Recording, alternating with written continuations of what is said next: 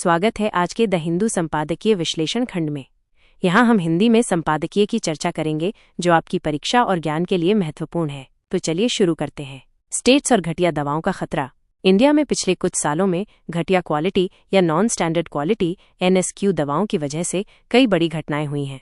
हाल ही का एक उदाहरण है कर्नाटक के बेल्लारी जिले का, जहां 5 महिलाओं की मौत हो गई जो कथित रूप से पश्चिम बंगाल की एक फार्मास्यूटिकल कंपनी की खराब दवाओं के कारण हुई थी। ड्रग्स एंड कॉस्मेटिक्स एक्ट 1940 के तहत अगर एक कंपनी किसी एक राज्य में लाइसेंस प्राप्त कर लेती है तो वह अपनी दवाएं पूरे देश में बेच सकती है। लेकिन दिक्कत यह है कि एक राज्य के ड्रग इंस्पेक्टर सिर्फ अपने राज्य के मैन्युफैक्चरर्स को ही जांच सकते हैं। मतलब कर्नाटक के इंस्पेक्टर्स पश्चिम बंगाल या अन्य राज्यों के मैन्युफैक्चरिंग यूनिट्स को नहीं जांच सकते। डाटा भी इस बात की पुष्टि करता है। पिछले 3 सालों में कर्नाटक के ड्रग लैब्स ने 894 सैंपल्स की जांच की, जिनमें से 601 सैंपल्स फेल हुए और ये सभी सैंपल्स दूसरे राज्यों से आए थे, न कि कर्नाटक से।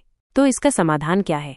1. Information sharing. अगर सभी राज्य एक सेंट्रलाइज्ड डेटाबेस शेयर करें जिसमें ड्रग टेस्टिंग रिजल्ट्स और इंस्पेक्शन रिपोर्ट्स हो, तो प्रोक्योरमेंट एजेंसियों और ड्रग इंस्पेक्टर्स को किसी भी फार्मास्यूटिकल कंपनी का रिकॉर्ड वेरीफाई करना आसान हो जाएगा। इससे खराब दवाओं को रोकने और कार्रवाई को प्रभावी बनाने में मदद मिलेगी। 2. Centralised database. एक केंद्रीकृत रजिस्टर से ये पता चल सकता है कि कौन कौन सी कंपनियां ब्लैकलिस्टेड हैं। ये प्रोक्योरमेंट एजेंसियों को सही निर्णय लेने में मदद करेगा और खराब दवाओं को बाजार से हटाकर सार्वजनिक स्वास्थ्य को बेहतर बनाएगा।